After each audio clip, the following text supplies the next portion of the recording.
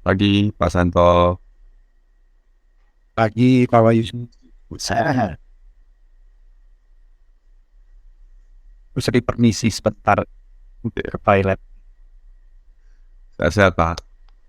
Sehat, sehat, sehat, Pak. Hmm, Terima kasih. Pak Wayu sehat. Sehat, Pak. Senang bertemu kembali. Baik. Topik kita pagi ini eh, lemah lembut atau galak. Oke. Um, Judulnya sebenarnya agak agak trick question aja supaya ada pembanding.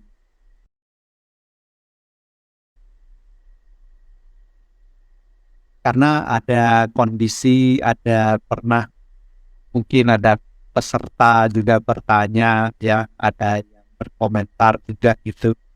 Eh, Katanya kalau kita belajar meditasi terlalu banyak, terlalu jauh, mungkin terlalu banyak gitu ya.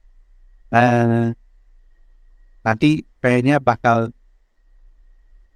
susah jadi orang terlalu baik gitu, katanya. Oke, maka tadi saya kasih pertanyaannya itu, apa pembandingannya itu lemah lembut atau galak? Karena orang banyak yang awalnya temperamen, galak, gampang emosi gitu ya.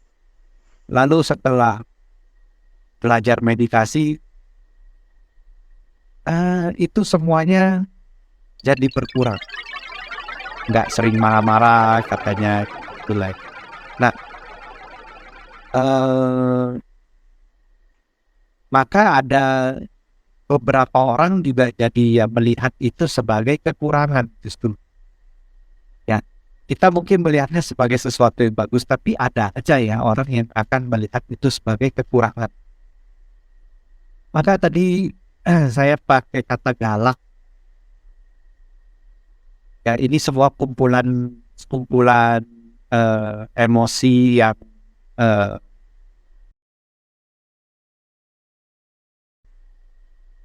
agak meluap-luap begitu ya, galak, eh, agresif, temperamen, itu itu semua sebenarnya kadang-kadang ada kondisi-kondisi tertentu ya kita perlu. Kadang ada saatnya kita perlu galak. Mungkin sebenarnya menurut saya kita jadi orang mungkin perlu galak.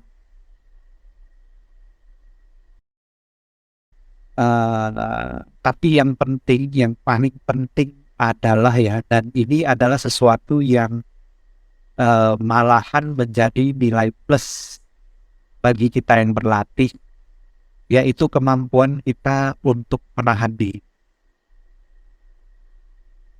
Jadi kita memang orangnya galak, orangnya agresif, kita orangnya temperamen. Tapi kita juga belajar dan kita menjadi punya kemampuan untuk menahan diri. Menahan diri di sini mungkin kita pernah bahas di topik-topik sebelumnya ya, bukan kita menekan amarah kita, eh, menekan agresif kita gitu, bukan. Tapi kita kendalikan, dia berada di bawah kendali kita secara sadar. Nah, makanya kita belajar mindfulness, meditasi untuk memupuk kesadaran kita. Sehingga kita benar-benar sadari kegalaan kita misalnya, ya, eh, kondisi kita kalau kita lagi marah, eh, kita sadari agresif kita. Dan kalau kita sadari itu semua, itu malah jauh lebih berguna ya, karena kita dapat menggunakannya kapan kita perlu, dan kemudian kita yang mengendalikan amarah itu, kita yang mengendalikan temperamen itu, kita yang mengendalikan kegalaan itu, ya, bukan kita yang dikendalikan, tapi kita yang mengendalikan sesuatu yang agak energinya yang agak meluap-luap seperti itu butuh kekuatan yang besar ya, yang kuat juga. Saya tiba-tiba teringat kalau kami di sini kan kami mungkin ada memelihara beberapa ekor anjing ya, untuk turut membantu menjaga di sini. Dan tentu kami perlu ada sebuah wibawa gitu ya terhadap anjing-anjing ini, walaupun mereka galak, tapi kita harus lebih galak gitu.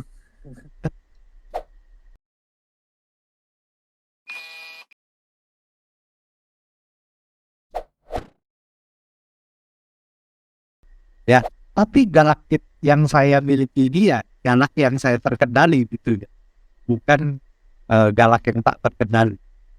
Dan saya tiba-tiba teringat tadi kalau di Timur Tengah itu mereka yang kelas atas gitu, yang berduit banyak gitu ya, peliharaan mereka lebih ngeri lagi. Peliharaan mereka itu jaguar ya, macan gitu ya, bukan mama cantik ya, bukan macan beneran, jaguar beneran, jaguar bukan jaguar mobil, jaguar itu. Nah, itu memelihara binatang seperti itu kita harus punya wibawa yang lebih tinggi dari mereka. Kita harus punya kekuatan yang lebih tinggi, kalau kita nggak akan sanggup mengendalikan itu. Nanti kita dikendalikan oleh peliharaan kita jadinya itu. Nah, oleh karena itu sama halnya seperti ini ya, kita boleh-boleh aja galak, kita boleh aja punya temperamen, tapi kita juga perlu punya kemampuan untuk mengendalikannya.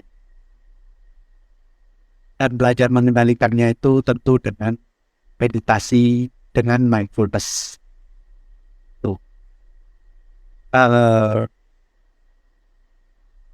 Galak, kalau kita latih mengendalikan dengan mindfulness, itu akan berubah jadi ketegasan ya, ketegasan. Jadi bukan suatu emosi yang meluap-luap yang tak terkendali, tapi justru kita kendalikan dan kita lakukan dengan penuh kesadaran. Begitu Pak. Monggo silakan Pak Waingki untuk menambahkan. Thank you, Mas Anto, bring up isu ini ya, bahwa lemah lembut atau galak gitu ya. Jadi kayak di kontras, dan ini memang jadi banyak istilahnya kayak kekhawatiran yang tadi kata Pak Santo ya, kekhawatiran orang lain pada saat berlatih mindfulness atau berlatih meditasi.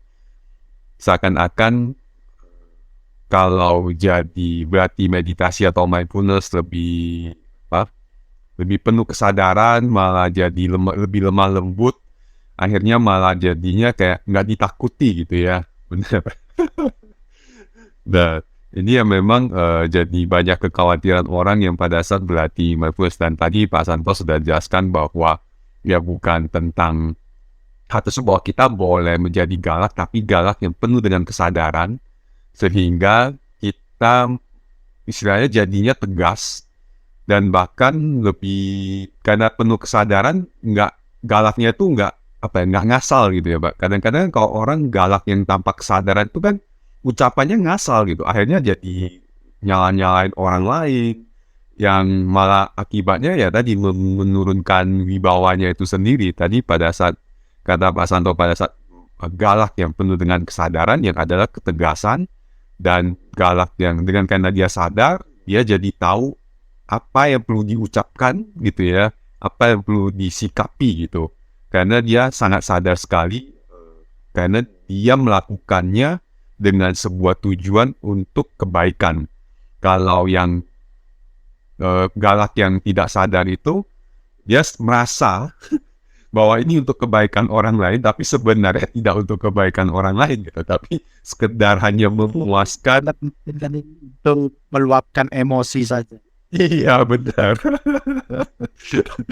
Bukan dengan sebuah kesadaran untuk kebaikan gitu ya, untuk perubahan gitu. Tapi benar kata Mas Santo, untuk meluapkan emosi saja gitu.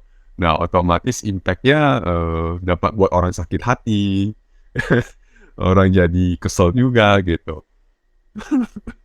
Ya, jadi thank you Pak Santo bahwa mengingatkan kita untuk apa pentingnya boleh apa istilahnya galak gitu ya, dalam arti kata yang berkesadaran, yang sehingga lebih membuat kita tegas dan terarah gitu ucapan dan perbuatannya kita. Thank you Pak Santo. Terima kasih Pak. Ya, pas sekali Pak tadi itu tambahannya ya. Ketika kita galak ya, kita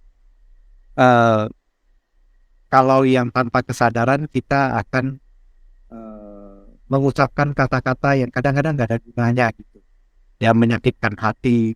Yang sebenarnya kadang-kadang kita mengucapkan kata-kata yang menyakitkan hati itu lagi-lagi itu sebenarnya karena luapan emosi kita ya, dan kita hanya untuk memuaskan diri saja supaya kayaknya mau biar orang yang mendengar ini ya sakit hati juga ketika dengar ya kan.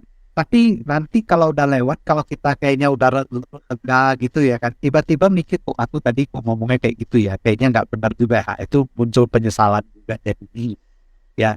Apalagi kalau itu kepada orang dekat kita ya, itu sesuatu yang orang pepatah kan bilang hati-hati dengan kata yang kita sebutkan ya, karena kita ucapkan ya, karena itu tidak dapat di-undo ya. Kalau di komputer masih dapat di-undo gitu. Ketika salah kita undo ya kan, backspace gitu. Nah, kalau kata-kata sudah terucap itu nggak dapat di-undo.